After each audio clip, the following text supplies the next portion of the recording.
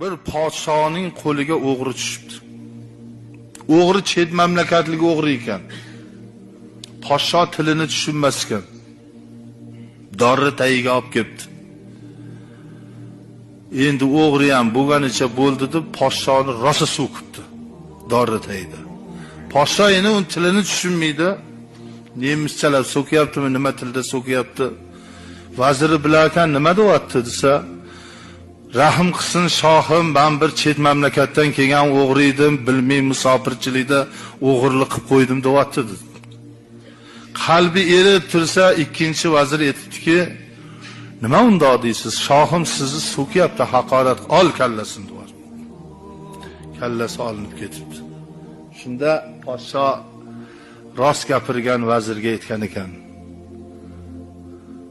Rost so'z gapirding-u, bir odamni o'ldi, bir odamni dili vayron bo'ldi.